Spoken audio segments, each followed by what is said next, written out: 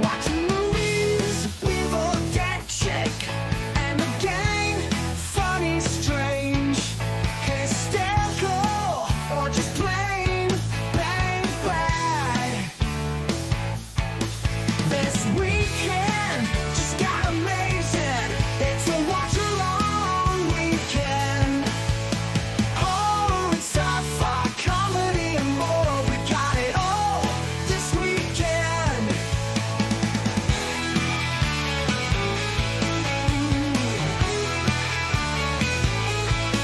This weekend just got amazing. It's a watch-along weekend. Horror and sci-fi, comedy and more. We got it all this weekend.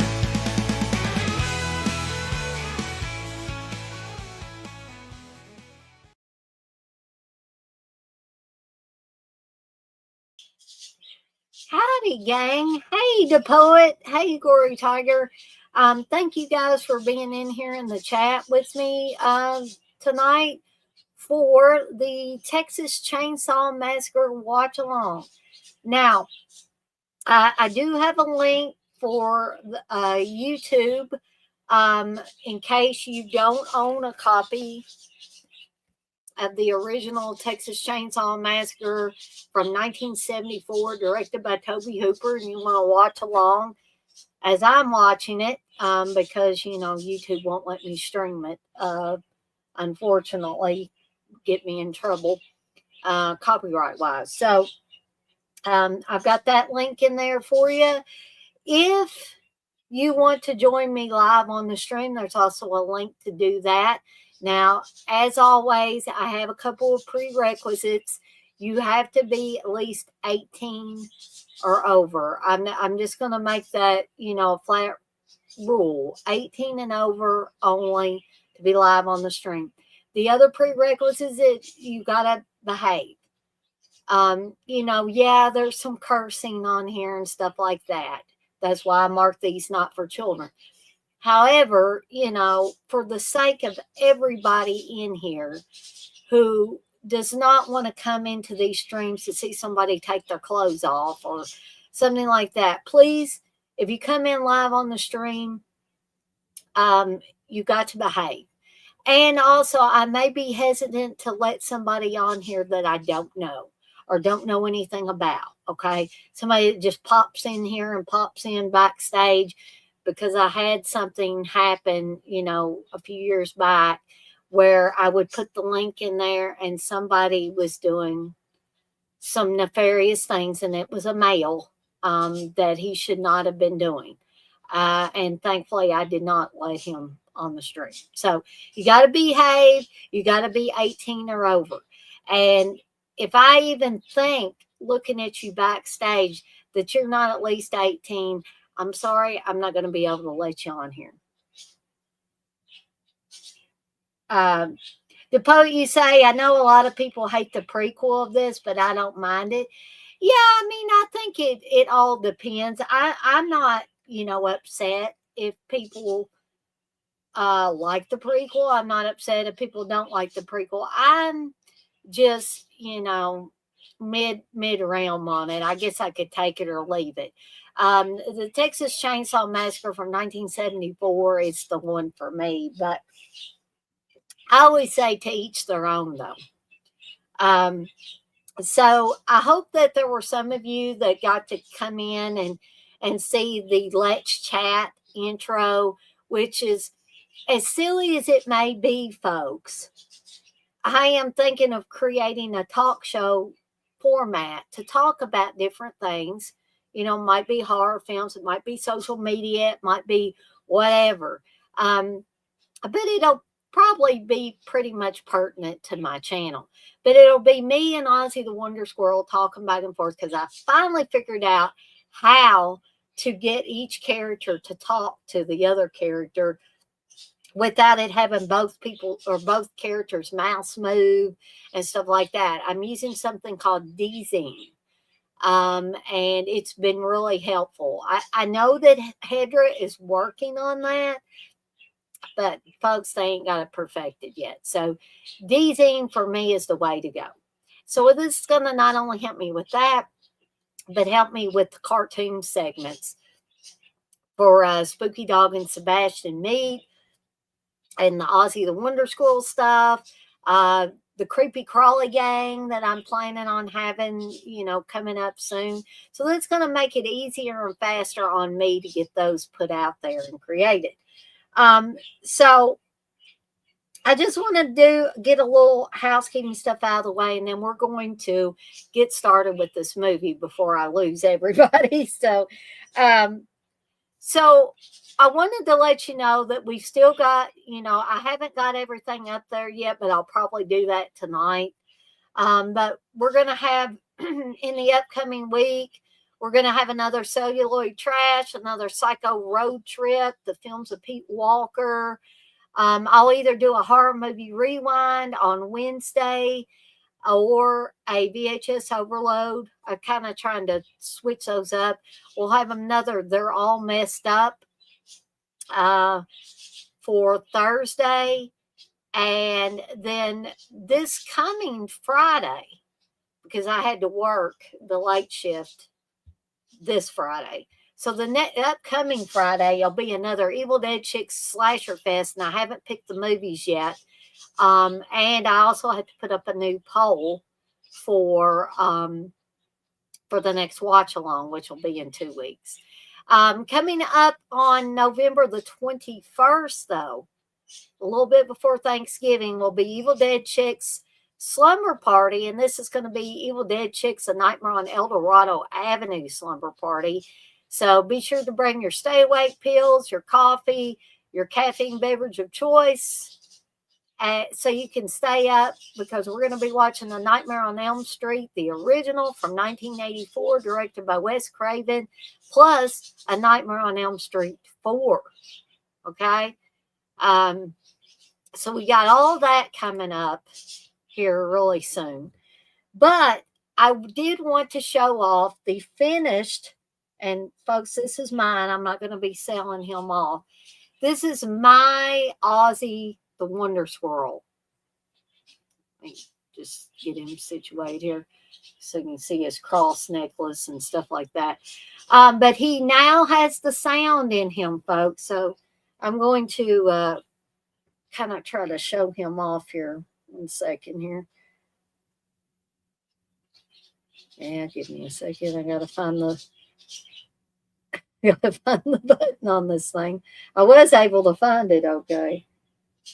All right, folks. There we go. Squirrel. I want to invite you to watch my upcoming adventures on Deadites on Deck on YouTube. Okay.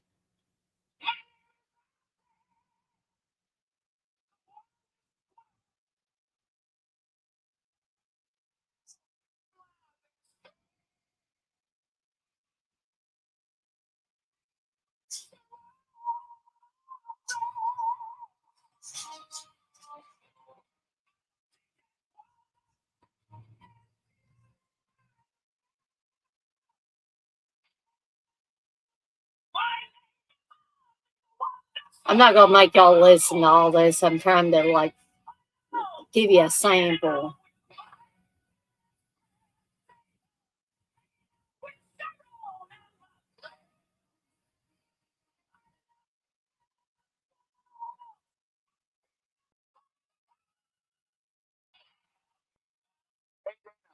Have a wonderful day.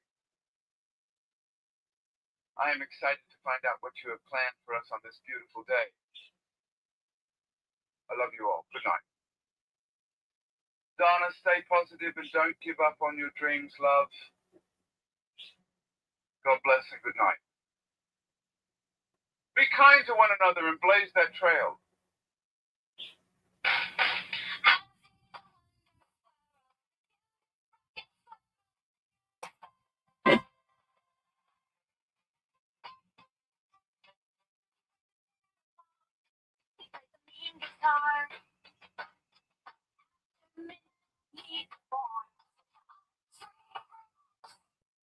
All right, folks. I'm gonna put him up now because we're gonna be getting to this movie soon.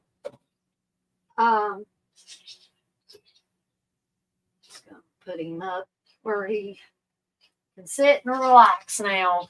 His duty is over for the night. um, the poet, I was laughing because I read what you put. If it starts talking without batteries, I'll be worried. Yeah, you probably should be if he starts talking without batteries. My Aussie the Wonder Squirrel, it just has 3 AAA batteries in the sound little sound module. So yeah, he shouldn't be talking without batteries. But again, I'm going to soon be offering those for sale on the Deadites on Deck horror shop at deaditesondeck.com.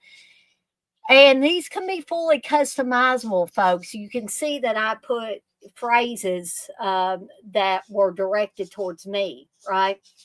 So you could get one of these for someone's birthday, and you could say, hey, Dana, I want, this message personalized to somebody. And this is something that hopefully you can keep for years and years to come. Hopefully these sound modules won't go bad or anything like that. And so basically I have between his tail and his body, I have just basically taken a few seams out and just put the module in there, and you can press, you can feel and find the button and press it to activate him. Now, I'm going to be putting, for those people that order them with sound, you will get batteries with him. I will put them into the sound module, and he's got Velcro. I have sewn Velcro in there so you can close the back up.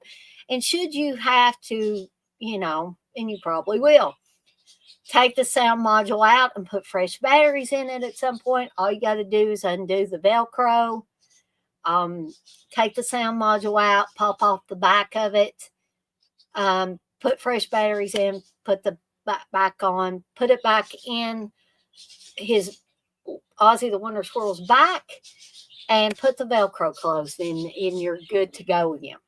Okay? Like I said, his fur is thin enough that you can feel that big button on the sound module to press it. Now, here's the cost again. Now, folks, please keep in mind, I am not trying to price gouge you with this. But if I sell these only for the cost of the materials, I'm not really making any money. And I'm not trying to make a killing with these. I'm only trying to, break even or go a little bit above that. Okay. So materials cost. It costs for the stuffed animal. It's cost for the stuffed squirrel. It costs for the wig, the glasses, the little cross necklace, the little black shirt that he's got on that you might have not been able to see real good. But once you get one of these, you will be able to see it. It calls for the sound module that doesn't come with this guy. I have to buy that separate. The Velcro, all that stuff combined that I have to use to make this Ozzy the Wonder Squirrel. It don't come cheap. So the stuffed ones without sound, $75. The ones with sound, $100. And just so you know, I'm not making a killing off of them at all, even if I sell a few. Because the most money I'm getting outright to me that doesn't go to pay for the supplies is $20. $20. That would mean I'd have to sell 5 of those to make $100, to clear $100. So I just wanted to explain that once again.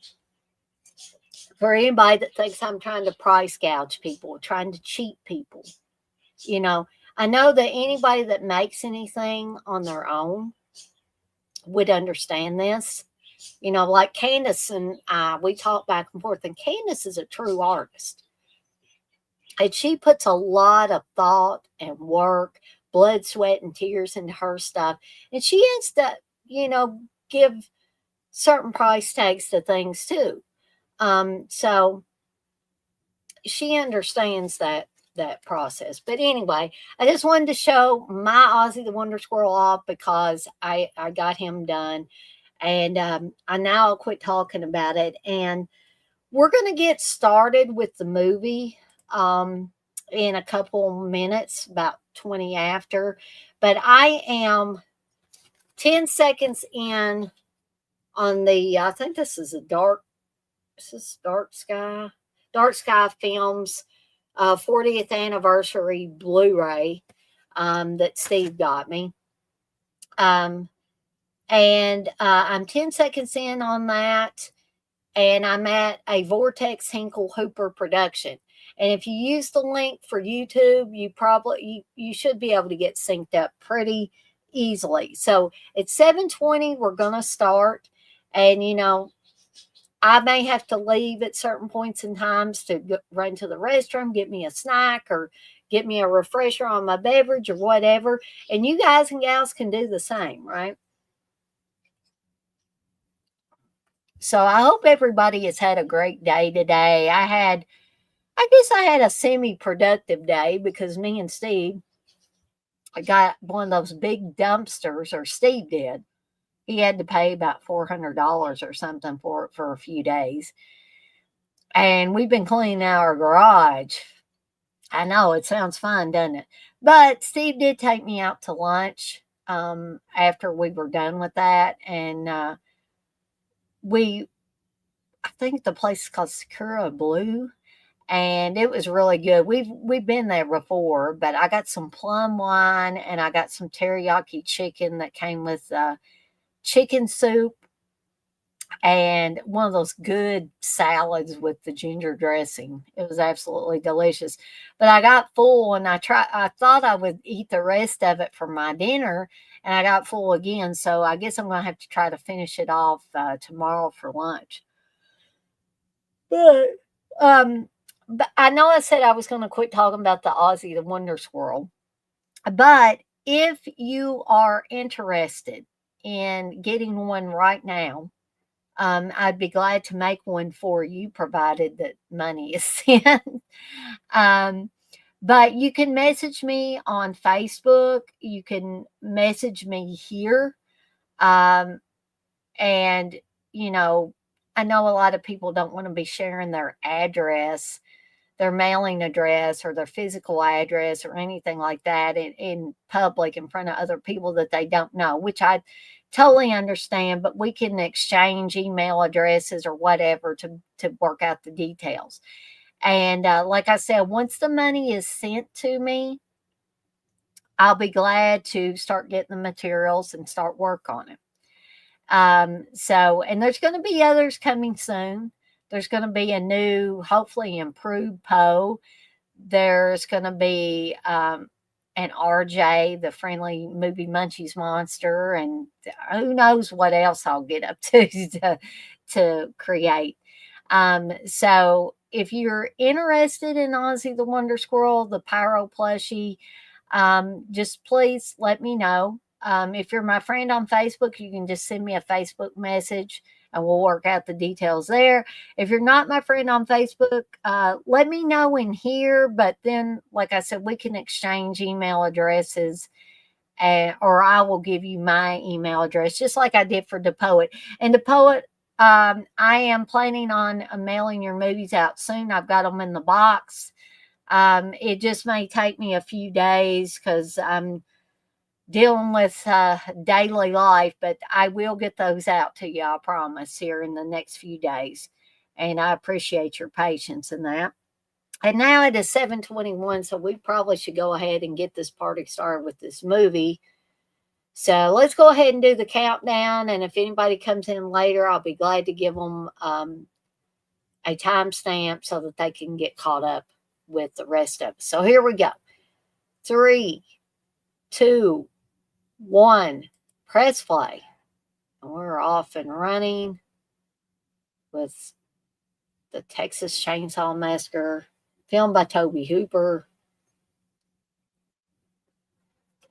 I always love this crawl here, or whatever you want to call it, which gives a sense of authenticity to a film that we know. I mean, although it's inspired by several different killers over time, um, namely Ed Gein, um, but um, it's not. There is no Leatherface. There's no real Leatherface. There's no real tail. The Texas Chainsaw Massacre. That's not a real crime thing. But I think it makes it creepier having this crawl at the beginning because, like I said, it gives a sense of authenticity to the film you're about to watch. And I always loved this intro here where you just see the flash bulb of the camera and you get little glimpses of corpses and things like that. And you hear digging and you hear like grunting and stuff that sounds like somebody is, really, really hard at work here. And you're like, what in the heck? Because you're just seeing really quick glimpses of corpses in this. And if this is, would be your first time watching it, you may not be sure exactly what is going on right here.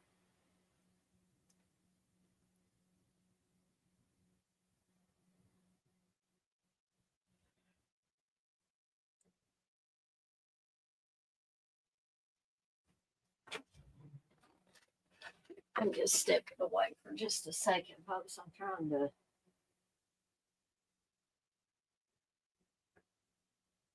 I'm not sure why Ozzy the Wonder Squirrel is kind of wanting to sit even like he was, but I've got him propped up on my heat press over here. So now you're seeing in bright sunlight, bright daylight, a corpse grotesquely posed with another corpse, or maybe just head and hands, basically on its lap.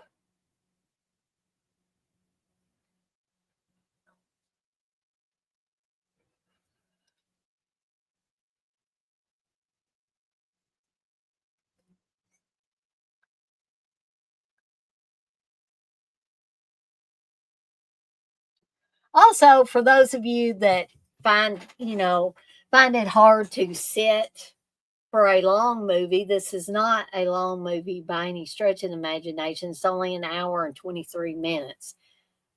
So for those of you that have a harder time with the longer movies, this one's not going to give you as much trouble or any trouble, maybe.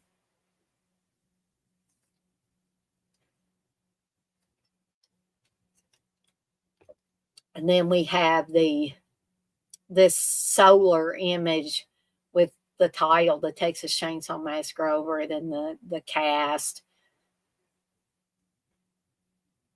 I remember the first time I watched this, I was like, I have no idea exactly what I'm in for here. And if you notice the news reports, if you're listening to this with sound, um, it's all bad news about infectious diseases and people, an outbreak of violence and a suicide because a man was angered by a blackout of a sporting event. It's just really bizarre.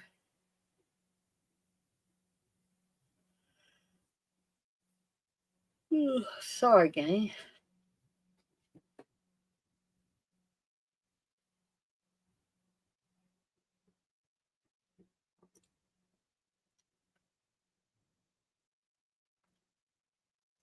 And then we have a dead armadillo, which that is a real armadillo, by the way, that Bob Burns, the special effects and art director, was sent out to find some. And they were going to use a dead dog, a real dead dog. And there is footage of that that's included on some of these Texas Chainsaw Massacre releases.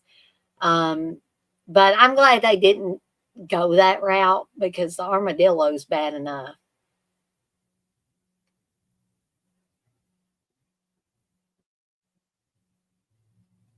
So we're getting our first view of Franklin. Um, Sally Hardesty, played by Marilyn Burns, it's her brother in the movie. And Franklin is wheelchair bound, and apparently he needs to go take a pee. And I will say that the Franklin character is one of the most irritating characters. Not I don't blame Paul Partain for that. He was just playing a part. He was the actor who plays Franklin. But he really got into the role so much that he irritated everybody, just about on the set of the Texas Chainsaw Massacre. Because the character was always complaining, he was always whining, and they said Paul Partain got so into it that he would actually do that off camera too. He wouldn't break character. And there's Terry. We saw a quick shot of Terry McMahon there with the astrology book.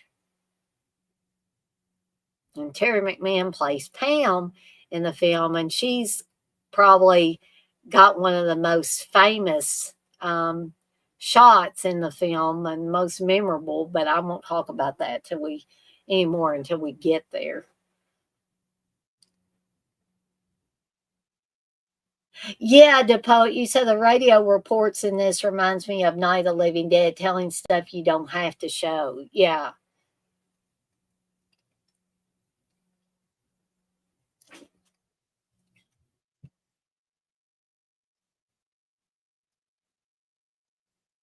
So we can see that the group of friends in the van, they're coming to the cemetery, and one of the big reasons that they're there, why they've traveled there, is they heard that some of the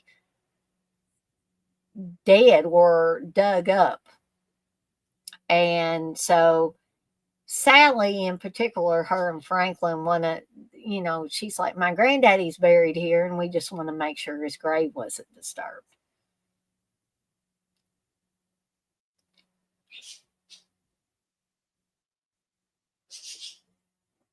I believe this guy's name there, the drunk guy, is John Henry Falk, I think.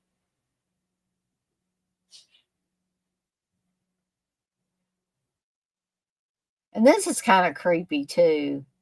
He said, you laugh at an old man, there's them that laughs and knows better.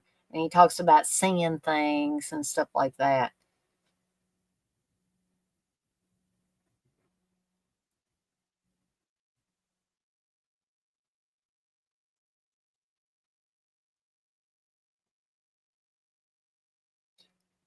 So now they're back traveling in the van, and they're smelling bad smells from the slaughterhouse.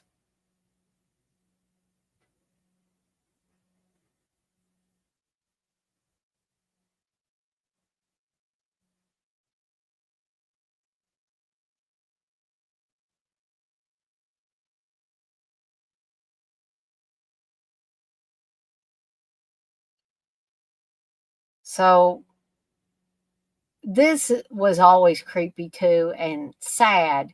We're seeing real cows here that probably were, sorry, that was my phone, that are more than likely going to be slaughtered.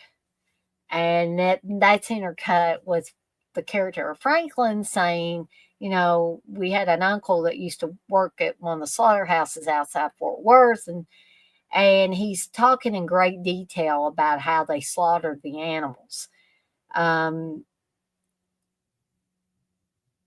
And he says, now they got a big air gun, and like, he's got just gotten through telling them like a really gruesome way, and this is not any better.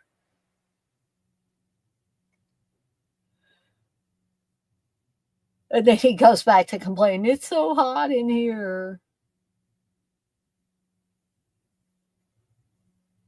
And now they're going to pick up Mr. Ed Neal, who plays the hitchhiker in the film. And for those of you that have seen the Texas Chainsaw Massacre several times, or even if you've seen it once, you don't forget the hitchhiker. And you're probably, you know, if you were at least well versed in horror movies by the time you watch this, you probably said, no, no, no, no, don't pick that guy up. But when they first show him, it's like, oh my gosh, what have they done? And, even Franklin remarks that I think we just picked up Dracula. And the hitchhiker's talking about his brother worked there and his grandfather worked at the slaughterhouse. And then Franklin says a whole family of Draculas.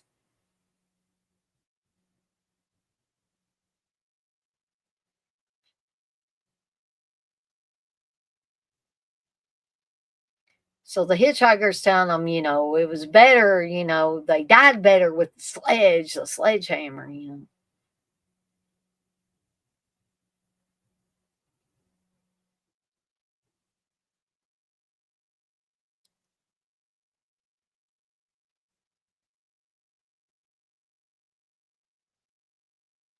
And he, gleefully exclaims, I was the killer. And he has these pictures from the slaughterhouse. And then we get the discussion about head cheese. I don't know if any of you guys and gals out there have ever ate head cheese. I've never ate it. And I don't think I would want to after hearing about it on here.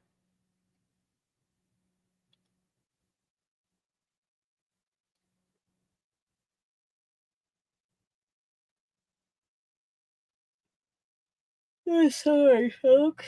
I keep yawning. I'm trying to, drink this energy drink.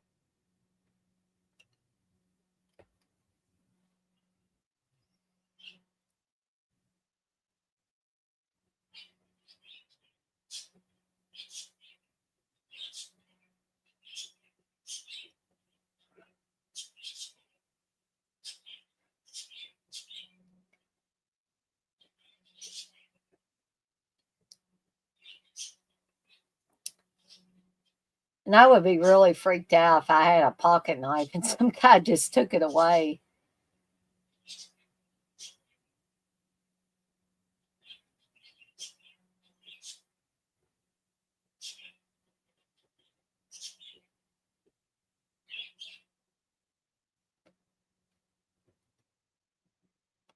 And then he proceeds to cut his hand.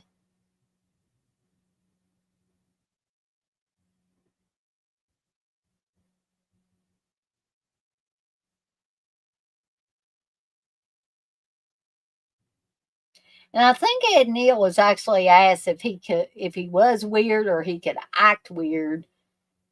And he was like, yeah, sure, I can be weird. Just put me in this movie.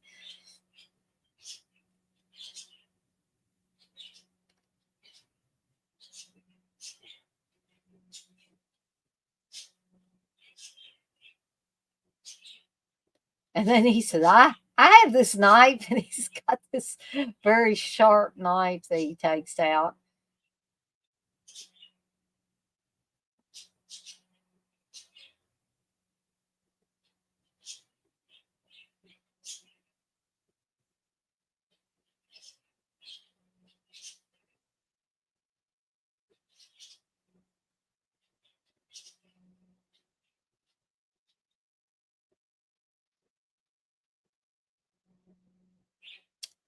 And that is what cameras look like back in the, well, some cameras, I guess, look like back in 74. When you watch movies like this, from back in the 70s, especially, and even before, it's kind of like a little time capsule of the way that things were, the way gadgets were, the way music was, all of that, cars.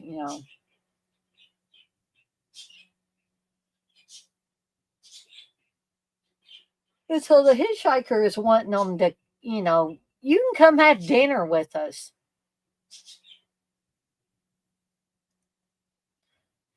And they're, you know, they're scared of this guy now. So they're like, hey man, you know, we gotta push on.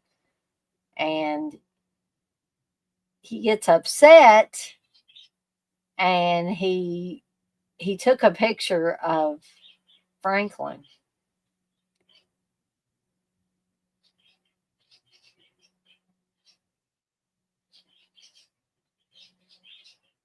And Franklin, you know, instantly says, you know, it didn't turn out so well. And the hitchhiker wants him to pay him for the picture.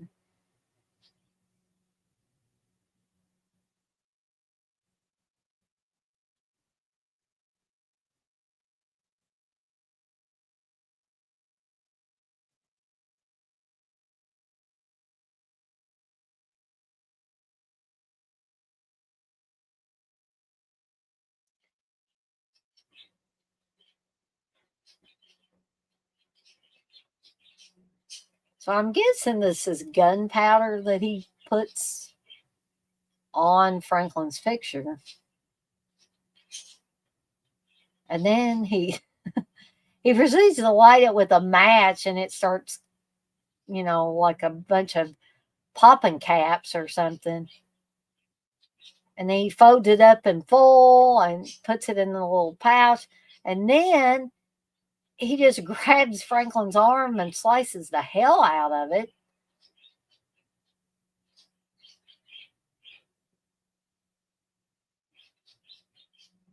And they're like, that's it, you know, you're getting the hell out of here. And the guy, you know, is smearing blood all over the van. They're trying to take care of Franklin. It's just complete chaos.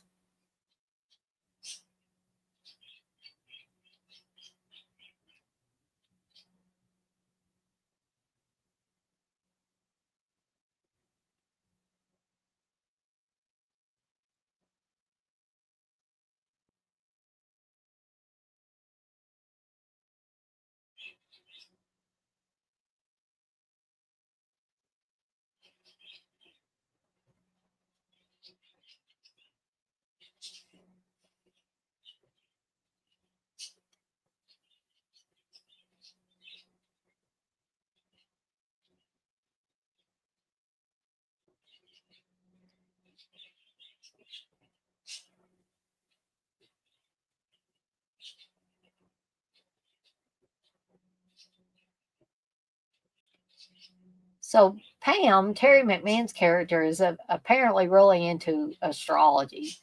And it seems that the astrology stuff is right on the mark with what's going on with them.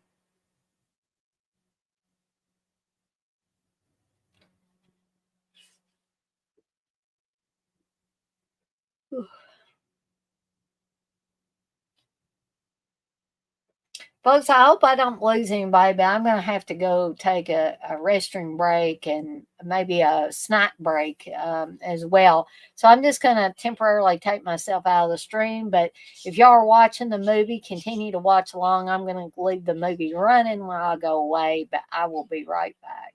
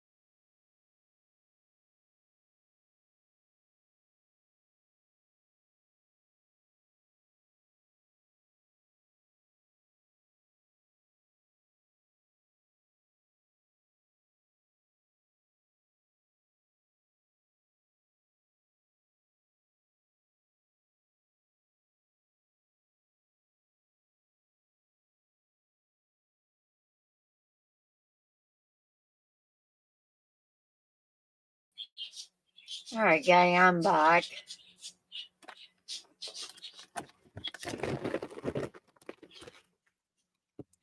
And I got me some chips and a little candy to eat just to make sure that my blood sugar is not low.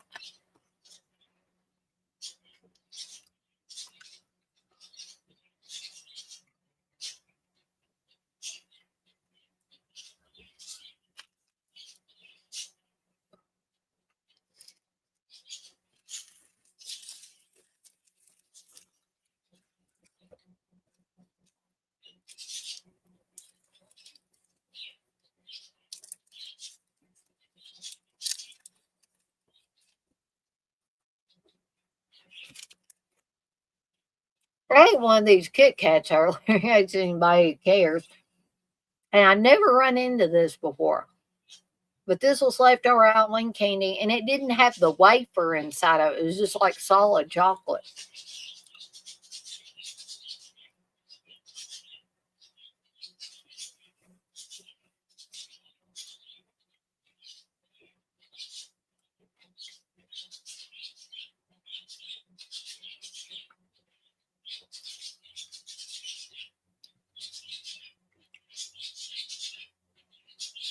So the other reason that the friends in the van were coming to this part of Texas was because Sally and Franklin wanted to see their grandparents' old house, a house that they had stayed in as kids.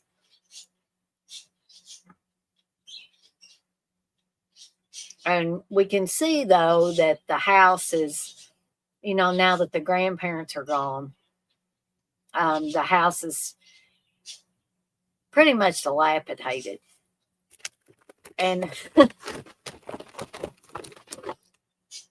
that piece of meat that they got from the gas station looks strangely like a male appendage. That's all I'm going to say about it.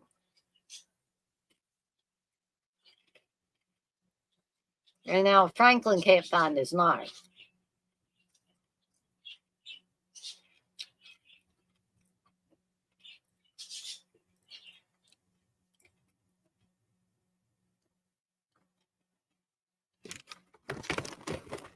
When we find out that Sally and Franklin's grandmother died a long time ago, when Sally was 8 years old.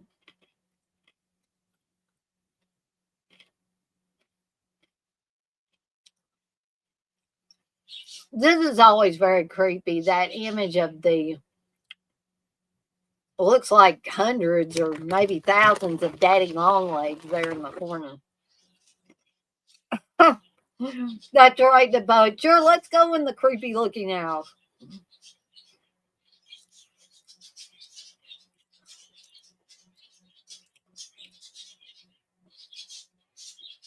And of course, Franklin, nobody stayed out there with Franklin to help him. And this is not, this is the old fashioned wheelchairs.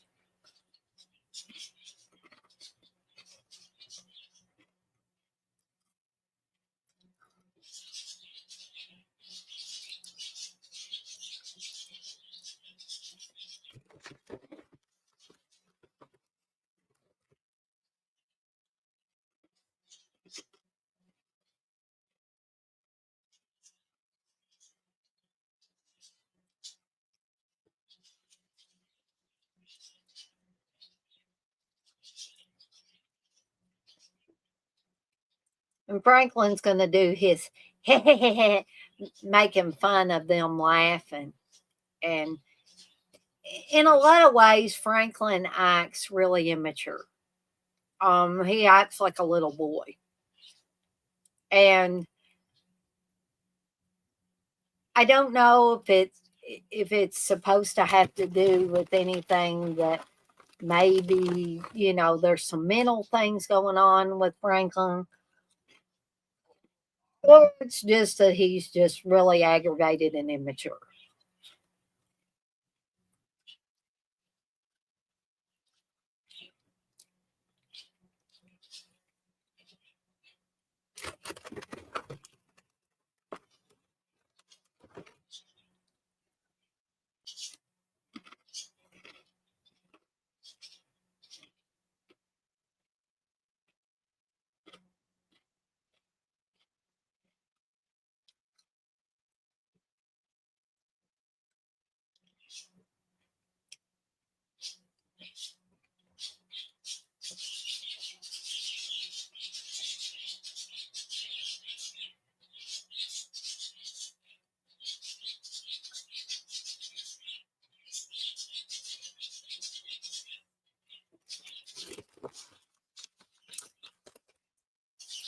So apparently there's supposed to be a swimming hole.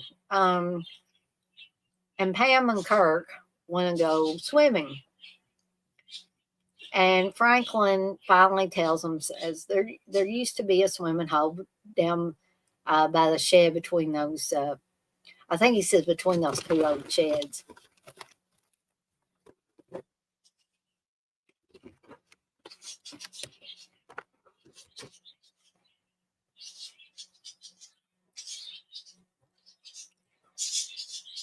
And then Franklin sees something creepy that's going to come into play later. It looks like a little pillow or maybe a shirt or something with a bunch of bones in it and feathers and stuff like that. And then he looks up, and that appears to be the same symbol that the hitchhiker put on their van in his blood. Or I always thought it looked like it.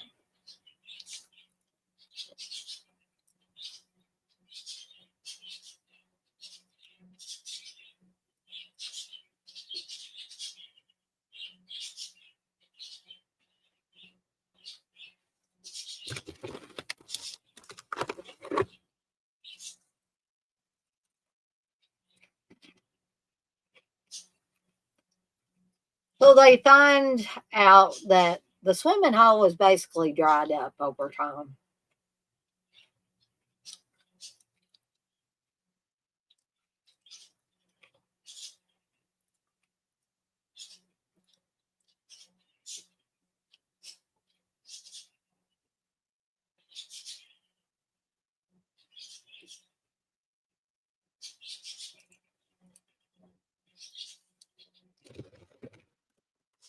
So they need gasoline.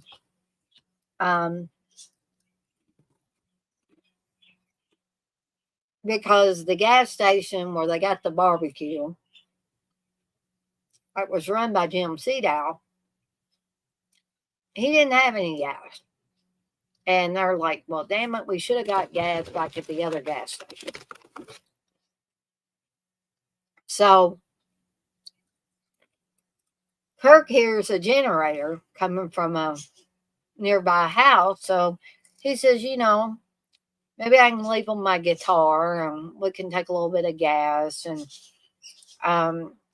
I'll come and bring them some money, get a little more gas and get my guitar. And Pam's like, they're not going to want your guitar, Kirk. But this is going to find out. We're going to find out real soon if this is a bad place to go. So Kirk and Pam are looking and see, I would find this odd. There are all these stalled out vehicles kind of hidden. And I don't know. That wouldn't sit too well with me. I've been wanting to get the hell out of there. Of course, if it was me doing this instead of these people, there would be no movie. So, people in horror movies got to be a little bit dense, otherwise there wouldn't be a movie.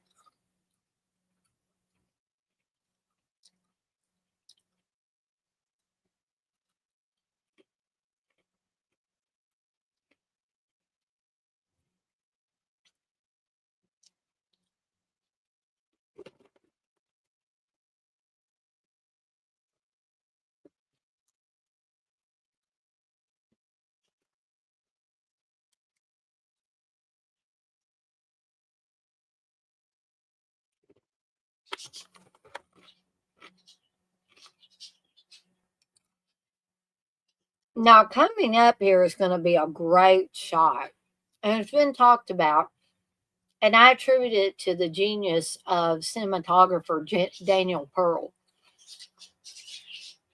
And we're going to see it here soon. It's a fantastic shot. Fantastic shot for a horror movie or any other movie.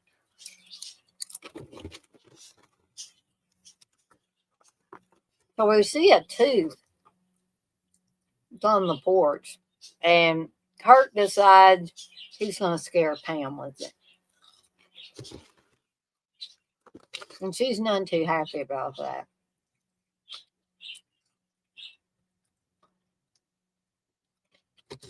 But Kirk's, insisting he's going to try to find somebody in this house to see if they can get some gas. Because he's thinking generator equals gas. So we're soon going to see this shot.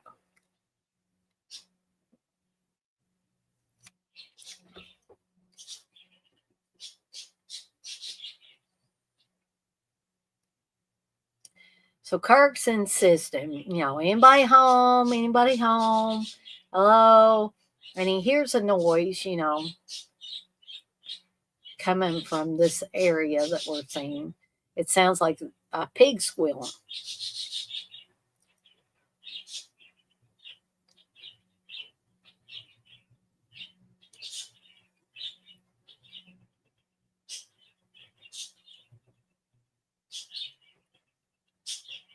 And here's our first view of Leatherface, and he smacks Kirk on the head and with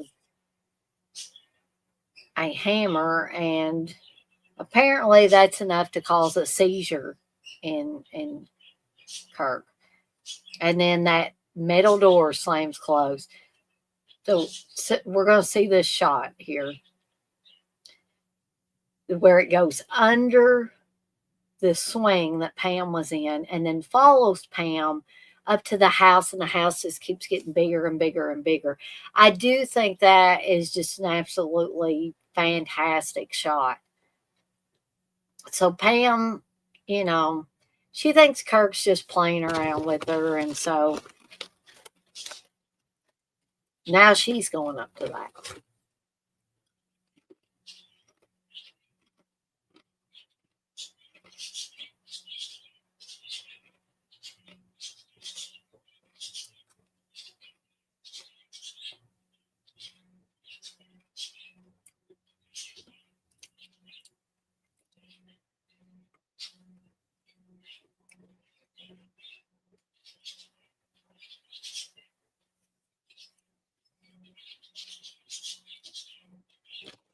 So we're already over 30 minutes into the film, so we've got less than an hour left. I mean, this movie moves very, very quickly, in my opinion. So Pam comes in the house looking for Kirk, and she falls into a room where there's a poor chicken in a bird cage. There's all these bones on the floor and teeth and all kinds of stuff. Again, Bob Burns. This is the genius of Bob Burns here.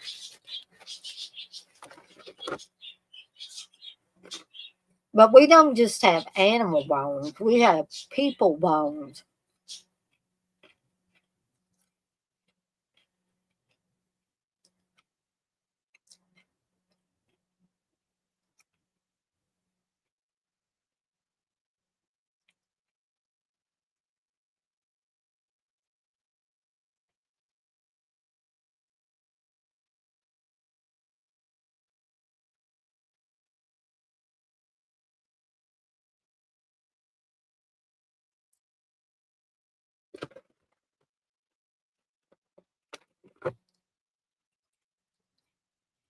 The poet, you say I'm trying to figure out what horror movie rules they broke.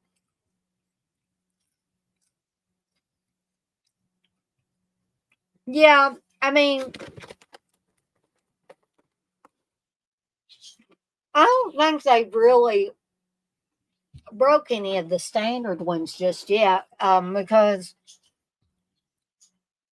they're not, going out in the dark and asking who's there. And I don't think anybody has said, we'll be right back, or, the main movie rules, I don't think they've really broken. The only laws they could be accused of is just being dense and doing stupid stuff. So here is what I was talking about. This is Pam's or Terry McMahon's big shot here. And this, I'm sure it was a shot that made so many moviegoers cringe. Because even I must admit that looks like Leatherface put her up on that damn meat hook. I mean, yeah, we know now that there was a harness used and all that. And, you know, we know how it was done, but still, it just looks so good. For a movie in 1974, especially. And while she's got this hook supposedly up her back, she's in pain from that, and she's having to watch her boyfriend be sawed up with a chainsaw by Leatherface.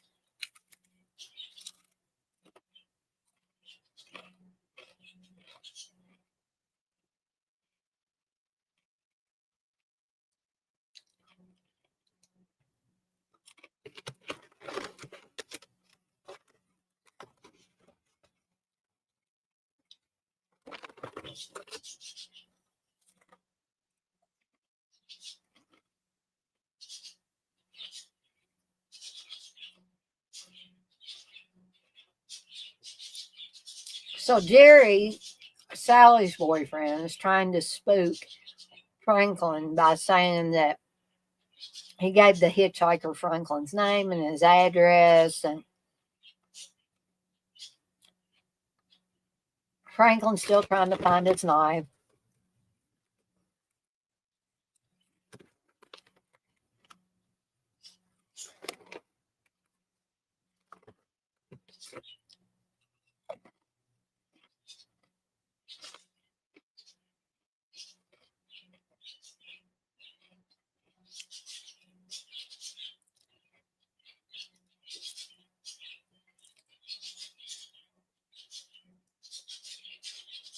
So I don't even think Jerry doesn't say, I'll be right back. He's going to look for Kirk and Pam now,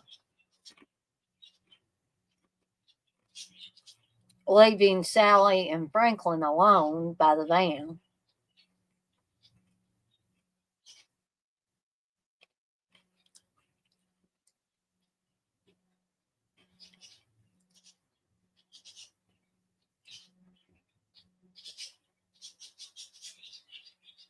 But I do remember the first time I got to watch the Texas Chainsaw Massacre, I was so excited because this is a movie that I'd been hearing about for a long time.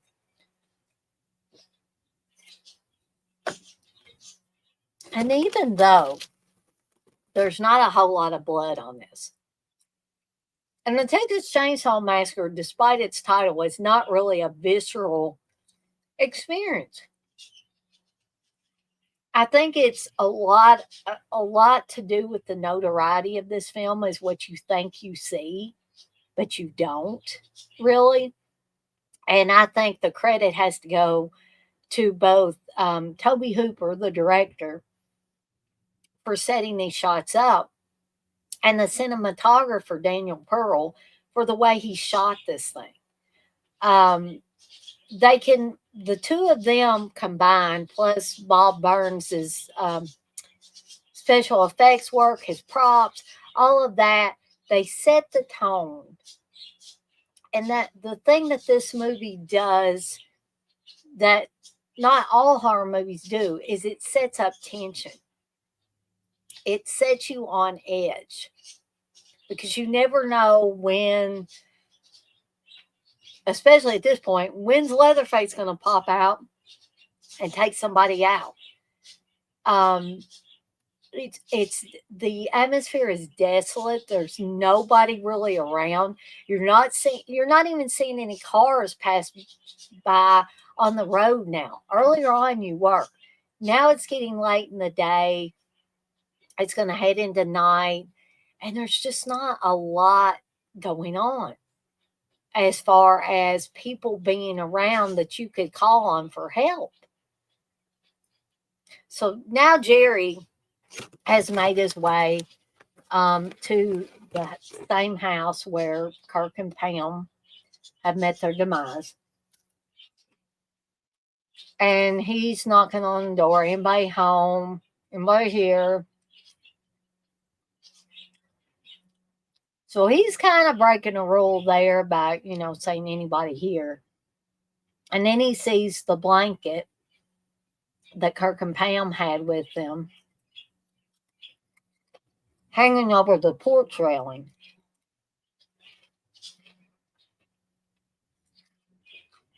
And he gets worried. He's like, "Are you guys in there?" And he hears giggling noises. He thinks, well, those two are playing a trick on me.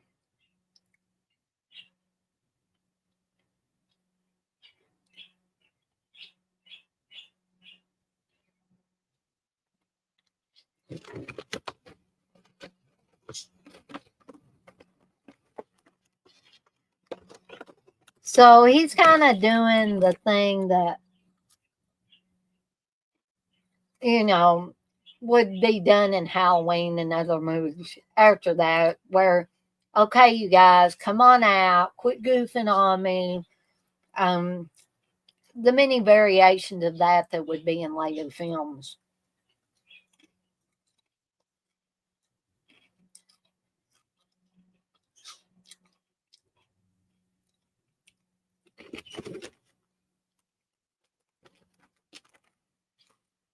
So he's hearing knocking coming from the freezer.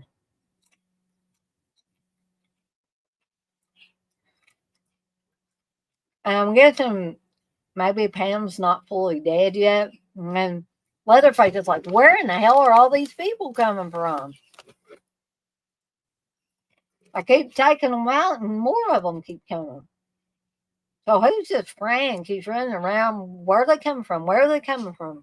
He's looking out the window. Are any more of them coming? So even though Leatherface is violent, he's also very childlike too.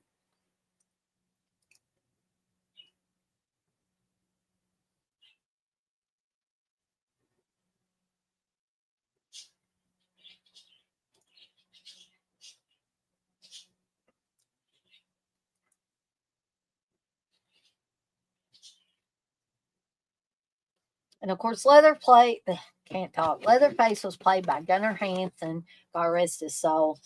I never got to meet Gunnar Hansen, but I could have, and that's one of my great regrets as far as meeting people. Is that I saw him at two or three conventions, and you always, I think me and Chris have talked about this more than once, that you always think you'll have another chance to meet somebody. And sometimes you do, and sometimes you don't.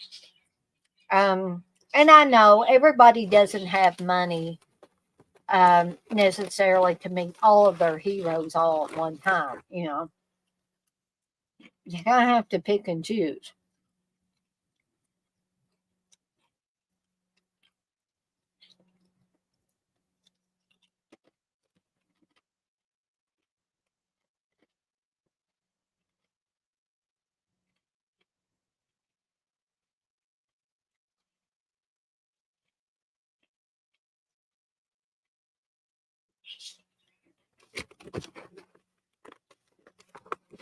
So now Sally and Franklin it's dark, they're stuck.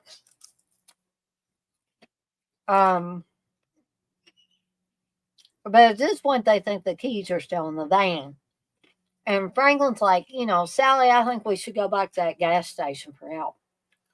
And she's like, I'm not leaving here without Jerry.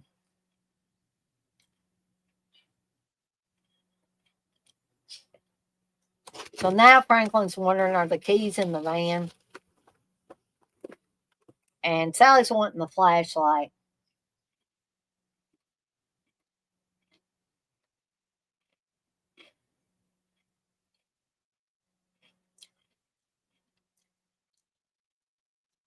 And Sally's just wanting Franklin to give her the flashlight. She's going to go look for everybody. He's like, you don't have to go. And he says, well, I'm going to honk the horn one more time. Now, if they don't come, we'll go. And then he realizes that Jerry took the keys.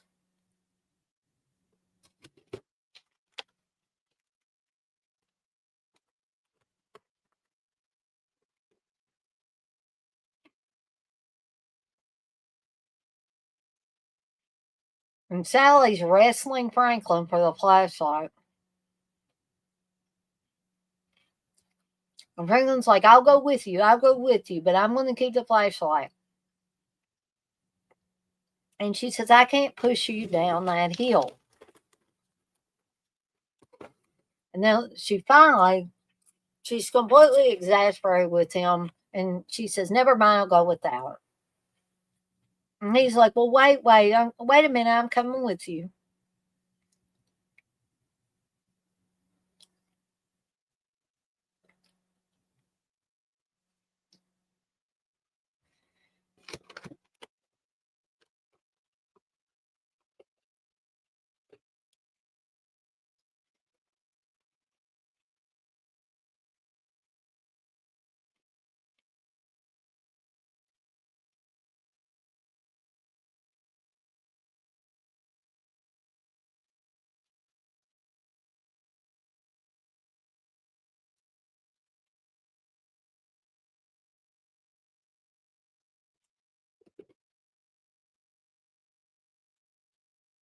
Now, coming up, I believe they said this was the most blood they used in the film.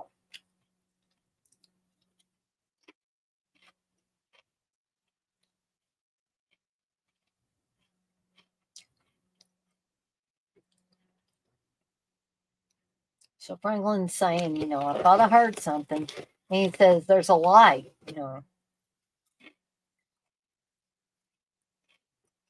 And, they're seeing the house, the same house that everybody else has went into and met their deaths.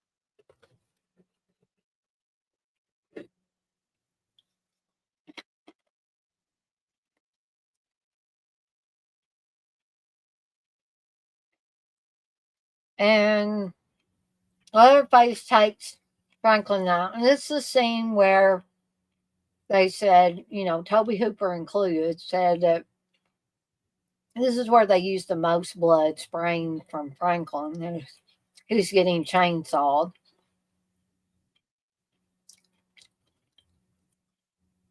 And then Marilyn Burns, God rest her soul too.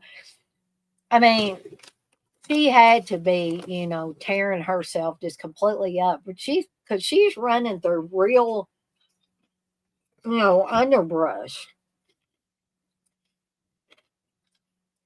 And I'm pretty sure this was a live chainsaw that Gunnar Hansen had here.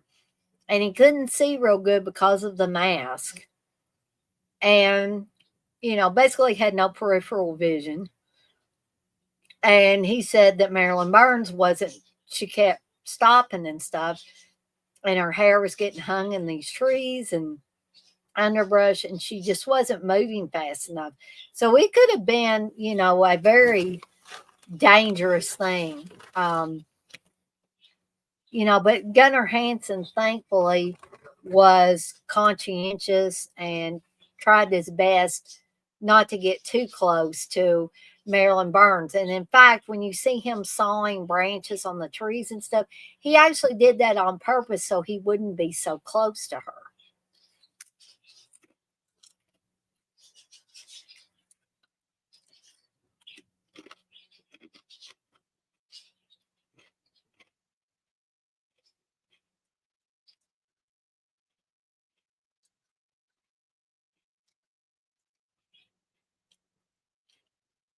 Marilyn Burns truly is a great screamer, though, folks.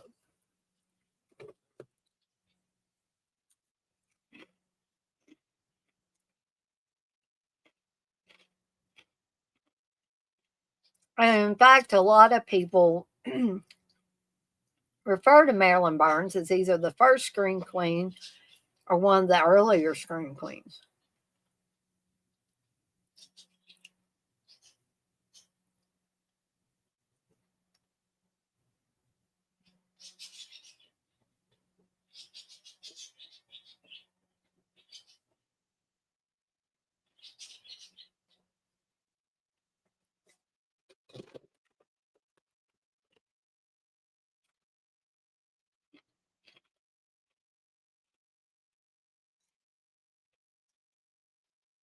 I always thought these scenes of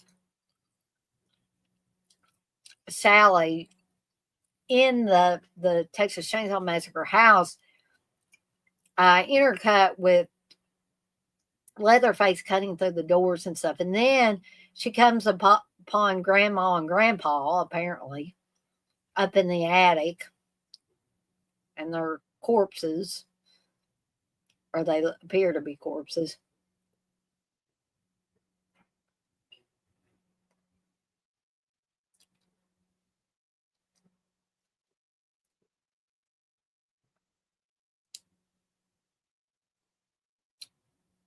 I think that stunt, which was higher up than the other stunt that happens later, um, they let Marilyn Burns do that one, I believe. But they wouldn't let her do the later one, which doesn't make a lot of sense.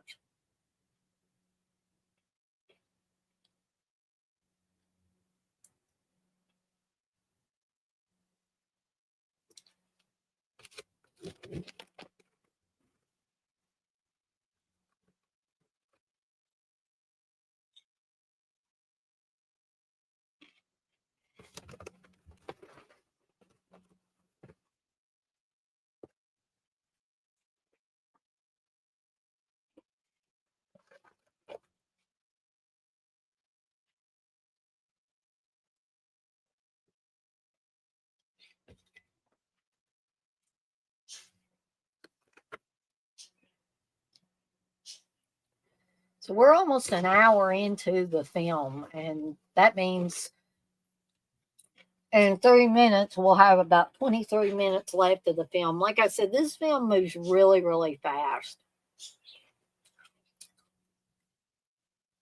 And at this point, you're probably,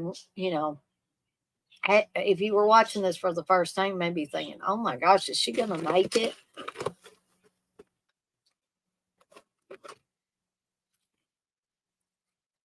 These are famous shots too that were actually shown in the trailer of Marilyn Burns screaming and running and Leatherface being close behind her.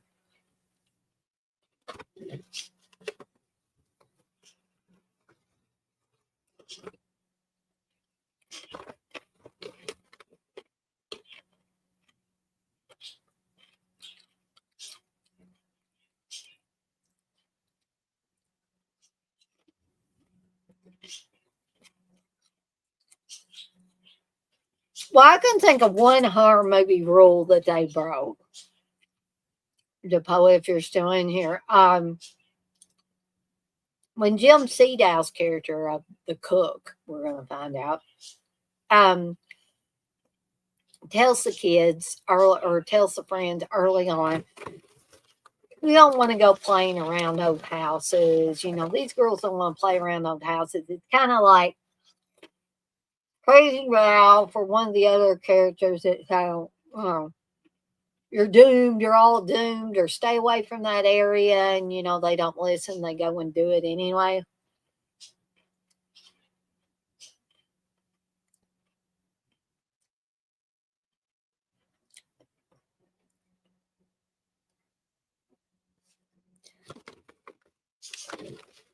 So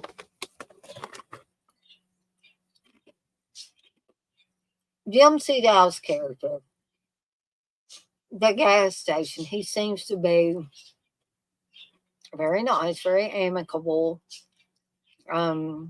someone you can maybe trust.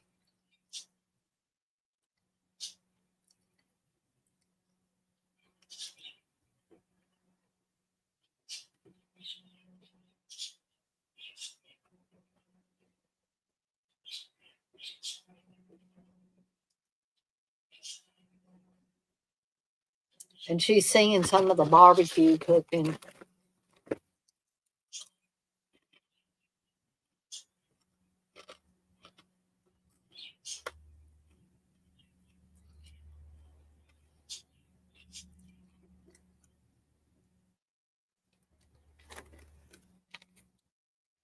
And we're hearing more of the news reports of the grave robbings.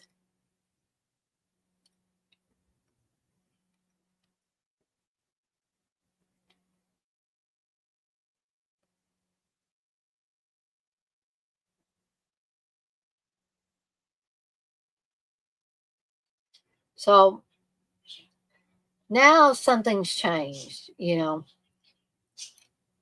Why does he have that burlap bag? Why does he have that rope? And apparently Sally's thinking the same thing because she's like, "What are you doing? You know, what?" And he's telling her, you just come quietly. We won't have any trouble. And he's saying nobody's going to hurt you. And so then he starts to proceed to beat her with this broom.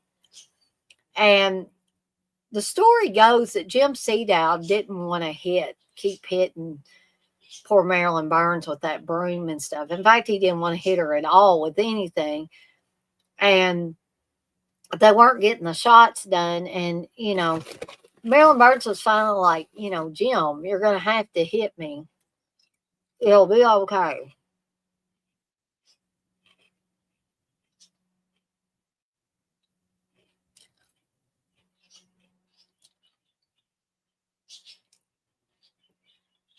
So he's knocked Sally out. He's tying her hands behind her back.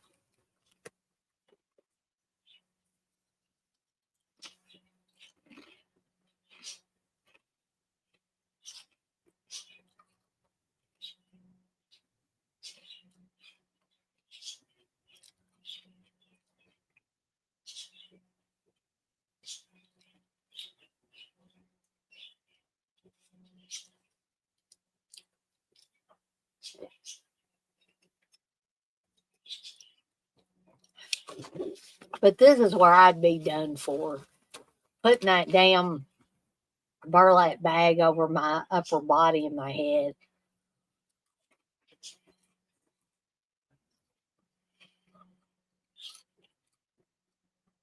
Because of how claustrophobic I am nowadays.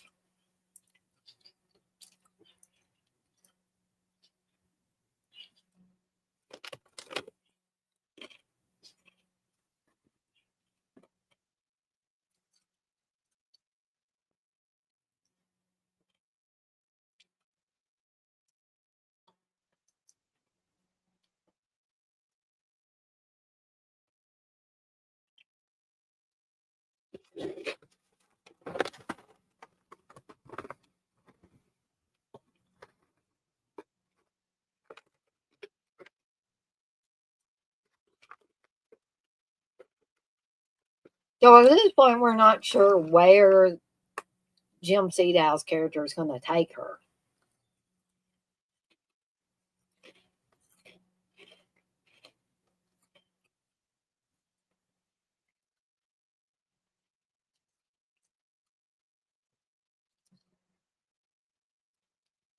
And then every once in a while, he says, I hope you're not too uncomfortable down there. And then he beats on her again. He says, you just take it easy and we'll be there soon. And then he hits her again.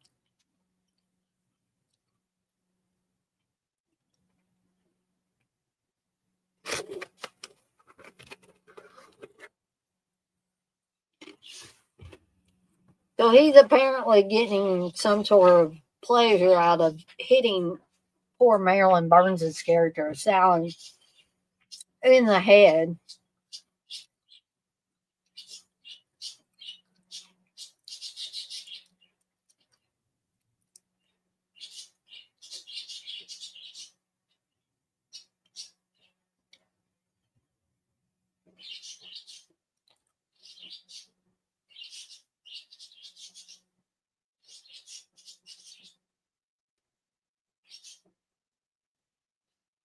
So, oh, who is this? Oh, it's a hitchhiker.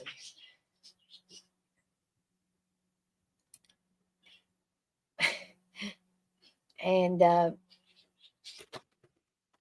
jumps it out. The cook, he's going to say, he said, "Come here, you nap-haired idiot." And like, "Where have you been?" And he proceeds to beat on the hitchhiker. And we find out here that it was the hitchhiker that was over in Newt robbing the graves.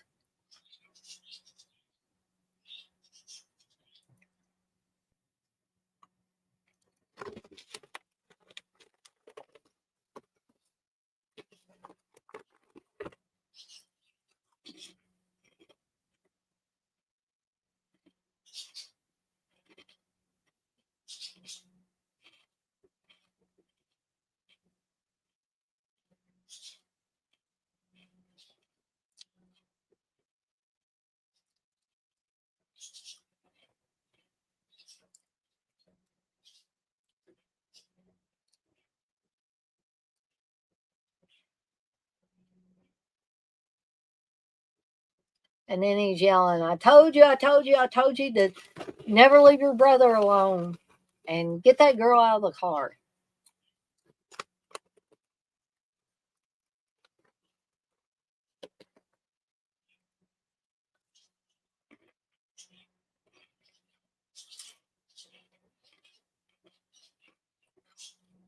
I always laugh at this. "Look what your brother did to the door. Doesn't he have any pride in his own?"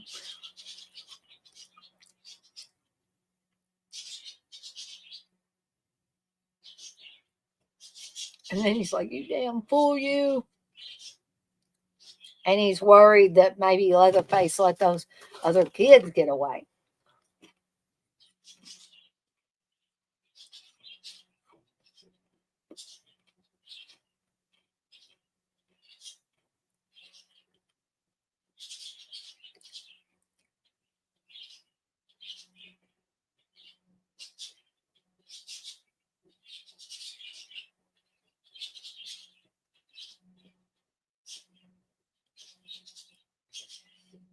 And so they've got poor Sally tied up. And the hitchhiker took the burlap bag over, and then she realizes to her horror, oh my gosh, it's the hitchhiker from earlier. And I think early on when this movie came out, there was a lot of speculation about, was Jim Sedow's character of the cook, was that the dad, and then these were the two sons? But later on, stuff started coming out that they were all three of them were brothers. And then, of course, there's Grandpa and Grandma.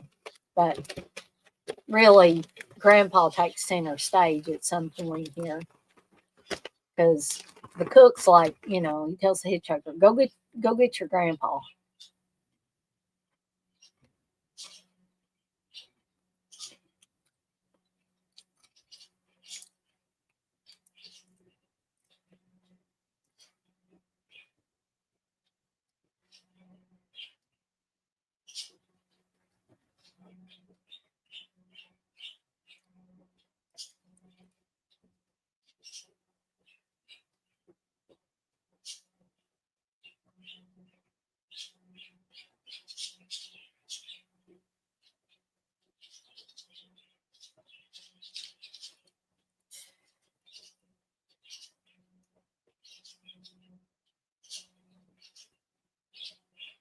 So we're down to the last 15 minutes of the film.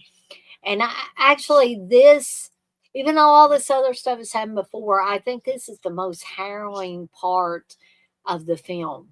This is the most tense because it's down to just Sally. Everybody else has been killed off. And a lot of people refer to Sally's character, Marilyn Burns, as some people refer to her as the best final girl. Some people refer to her as the first final girl. Um,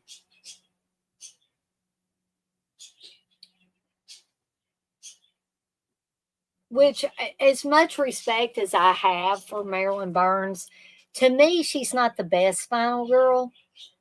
But she's in the running there because she is very, very good. And of course, that's just my opinion. And in these better transfers, you can see that skeleton hanging up to the left of Marilyn Burns there. And you can really, I think other prints of this movie before the high def prints were dark. And so you didn't really get to see all this stuff. Really get to see the stuff Bob Burns did.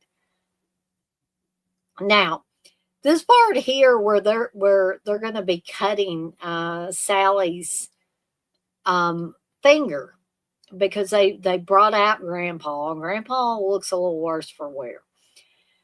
And you can see that Leatherface is trying to cut her finger there, and he manages to. But they were having trouble getting the prop knife to work and the bulb to squirt out the blood. Okay. So it was very hot, folks. It was dangerously hot. They had been trying to do this scene forever and ever and ever. And everybody was crazy from the heat and all. And, it smelled bad. They didn't have a change of clothes for the Leatherface character. So poor Gunnar Hansen stunk to high heaven. The food was rotting on the table. You've got all of that. And finally, Gunnar Hansen was like, "We got to do something. We got to get this scene over with." And he just like took the tape off the knife and really cut poor Marilyn Burns' finger. That's how crazed everything was for these final scenes.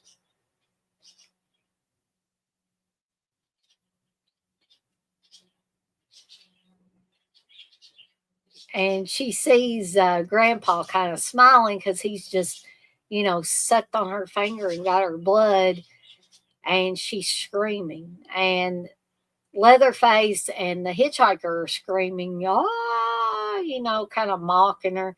And the cook starts out laughing, and then he's like, "Shut up, you sound like a pack of hounds."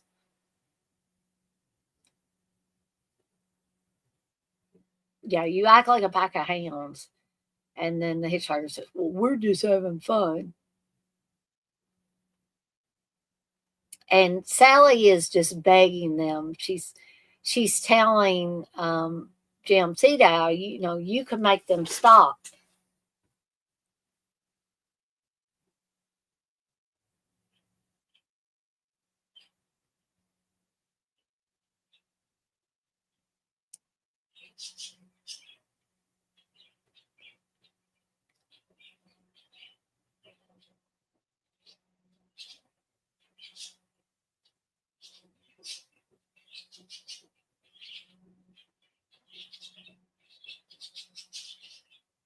I think that probably would be enough to drive somebody crazy.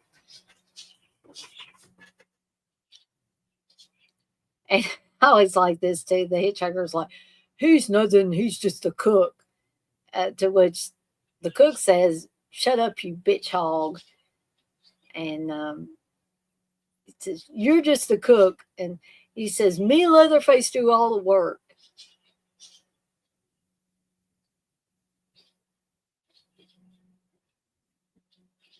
And he says, "I just can't take no pleasure in killing." They're just talking like it's just a regular conversation.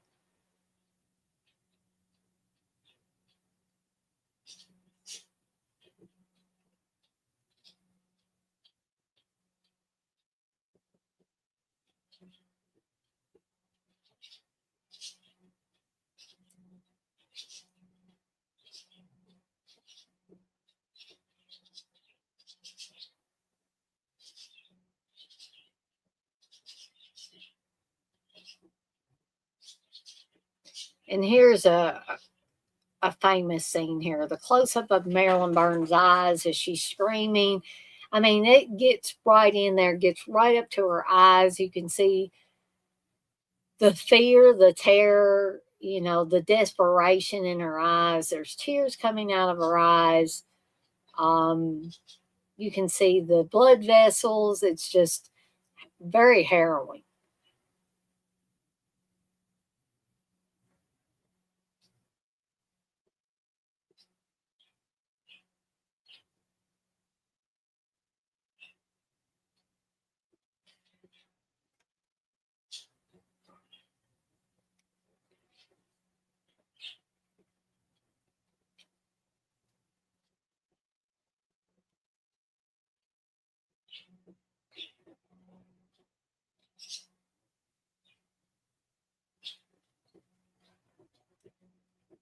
Depo, you say, if there was no people around and I was stuck there, I'd freak out. Yeah, exactly. I mean, this is very, I mean, say what people can say what they want about the Texas Chainsaw Massacre, but to me, this is one of those classic horror films because it gets really close. It gets almost too real. And in fact, some of the stuff that happened behind the scenes that led to the stuff on camera um, was, I'm sorry to say this, but what made it work? What made it a classic? And people can say what they want about Tobe Hooper, that he was a slave driver and he worked these people to the bone or whatever. But the thing is that Tobe Hooper put out a quality film, a film that scares you, um, a film that really makes you afraid of other human beings. Because the reality is that back in 1973, 74, and now there are people that are sick like this, that would do these things, that would torture people.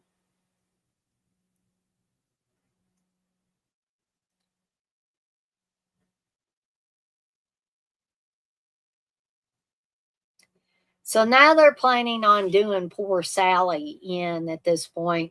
They're planning on having Grandpa hit her on the head until she's dead, and then I guess they're going to use her in whatever barbecue or whatever that they're going to be making. And they're like, hit her, Grandpa, hit her, hit her. And Grandpa is too weak to hold the hammer, and he keeps dropping it. This is a very tense scene as well.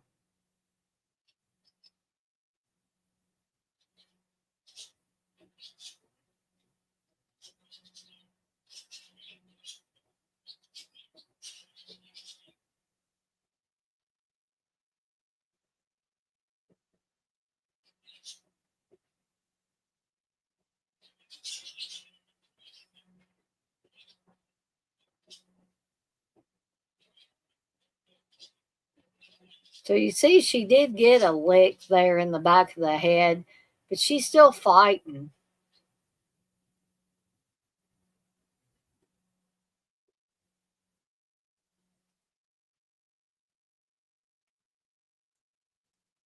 And then she's a tough gal. She manages to get away.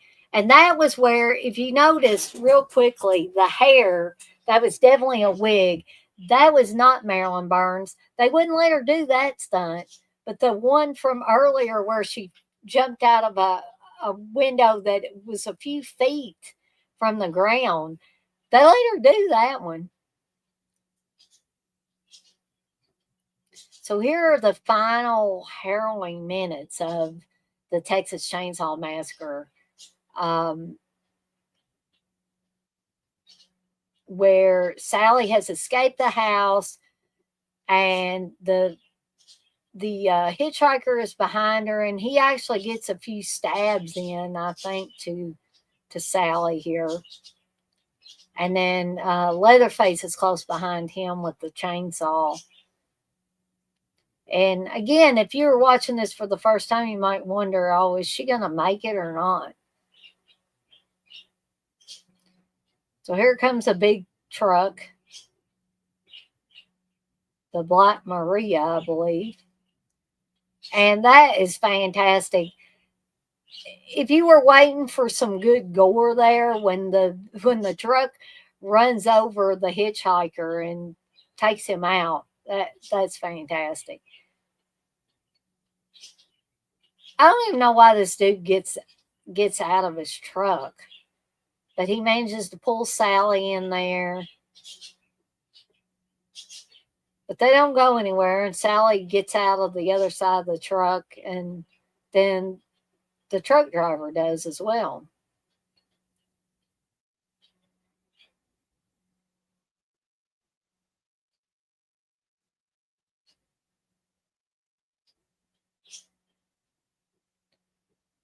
And he throws a wrench or something at Leatherface, and then the chainsaw goes into his leg, but that didn't really stop Leatherface. I don't know where in the hell this truck driver goes. He's just running down the road, and Leatherface is focused on Sally, and a pickup truck comes along. And again, Marilyn Burns was having a hard time getting into the truck. And so Gunnar Hansen had to slow his butt down to make sure that he didn't get too close to her. She's screaming, go, go, go.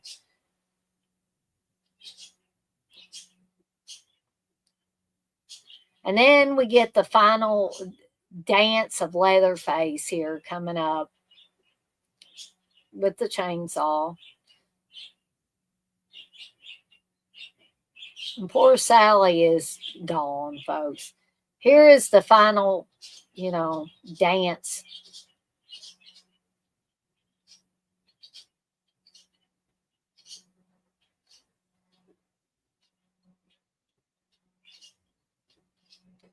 And we have officially reached the end of the original Texas Chainsaw Massacre from 1974, again, directed by Tobe Hooper. I'm going to stay with you guys and gals that are in here until the credits roll. If there's anything anybody wants to bring up, now is the time. And by the way, the narration at the beginning was done by none other than John Larroquette. Yeah, that John Larroquette. And, I've had a lot of fun going back and watching this film. And I hope that those of you that were able to join me for whatever time that you were able to join me, that you enjoyed it as well. Like I always say, it's not required that you watch the movie with me. I mean, you can just come in here and hang out and listen to or see the other people talking about the film. And that's okay as well. But again, I had a lot of fun going back and rewatching this film again. The Poet and Gory Tiger, I want to thank you guys for coming in here, keeping me company in the chat as we navigated through the Texas Chainsaw Massacre. And we are officially at the end credits. Again, I would like to thank the Poet and Gory Tiger for being in the chat, keeping me company tonight. It is much appreciated.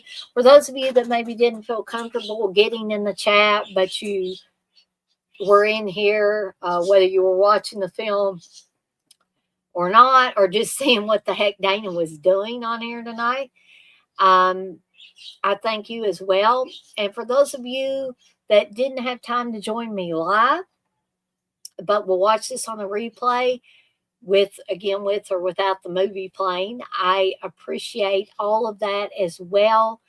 And before I get off of here, again, I want to remind everybody that there are several different ways that you can support me in the channel, and it won't cost you a dime, folks. One of the ways is by subscribing. It costs you absolutely nothing to subscribe. Nobody has to know that you subscribed. I'm not going to, I promise I'm not going to come to your house and try to minister to you or sell you any cookies and candy bars. You can be completely anonymous. You can watch as many or as few of these streams and videos and stuff that I put out. But subscribing helps me. It helps me get my subscriber count up. Yeah, I reached my 1,000 subscriber milestone, folks, but that doesn't mean I don't want to keep growing, you know? So, if you haven't subscribed and you're enjoying the content that I'm putting out, please, please, please subscribe. Okay. Another way is by hitting the notification bell so you don't miss any of the content I've got coming out. Also, hit that like button on things that you especially enjoyed. And hey, if you liked everything, hit that like button all across the board, folks. Cost you absolutely nothing. And here's one more way that you can support me in the channel. It won't cost you a dime. Won't cost anybody that you tell about the channel a dime. And that is by sharing with friends and family members that you think might enjoy the content I'm putting out, to share my channel handle. And again, I'll do y'all a solid.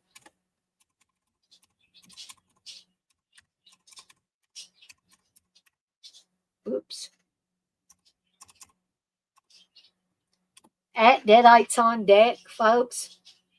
And I'm also going to put for those of you that aren't my friend on Facebook, I'm going to put my Evil Dead Chick email address in here. I may regret this, but put it in there for those of you that might be interested in getting one of the pyro plushies of Ozzy the Wonder Squirrel. Again, the stuffed ones without, just the plushie without the sound is $75. The one with the sound is $100. And, if y'all don't, trust that I wouldn't price gouge you, go look on Amazon, see how much stuffed squirrels cost. 17 inches and higher stuffed squirrels. Take a look at how much they cost. Take a look at how much it costs for a rock star wig and glasses and a cross necklace and shirts that fit teddy bears, but they can fit other animals. I mean, take a look at that. Take a look at the sound modules on Amazon, and you will see how much all of that costs. It ain't cheap. So I got to upcharge it a little bit to make a little bit of a profit. So if you're interested in it, in the Ozzy the Wonder Squirrel pyro plushie, with or without sound, and you're not my friend on Facebook, if you're my friend on Facebook, you can just send me a message and say, hey, Dana, I'm interested in this. Can I get more information? Or how much do they cost if you haven't heard? You can send me a message on Facebook. If you're not my friend on Facebook, you can hit me up on my email address, evil.dead.chick1976@gmail.com. And I'll be glad to talk to you about it or get you set up with getting your own Ozzy the Wonder Squirrel. Okay. So I guess I'm going to call it a night, folks. Again, thank you to everybody that came out for this watch along for the Texas Chainsaw Massacre from 1974, directed by Tobe Hooper. I'll be back in the coming week with lots of cool programming, and hopefully I'll get the first episode of Let's Chat with Evil Dead Chick and Ozzy the Wonder Squirrel out, so y'all can take a gander at that. And as always, I'm off like a dirty shirt. This shirt ain't dirty, but I'm off like one. And I want to remind everybody, as I always do before I get off here for the night, to be kind to one another and blaze that trail. Have a fantastic rest of your Saturday night, folks. And if you love Ozzy as much as I do, get out there, blast some Ozzy, and try your best to live the Aussie way. And what do I mean by that? I mean, don't stay stuck in the past, folks. Move forward from the present into the future, but don't worry about what the future's going to bring, folks. Don't worry about it. And don't ever, ever give up on your dreams. Again, thank you to everybody that came out tonight to share in this Texas Chainsaw Massacre watch along. And I also want to thank those of you that will watch it on the replay, because that's important as well. It all helps. It all contributes to the success of my channel. And it all supports me and the channel, folks. So I'm out of here for now, but I'll see everybody next time.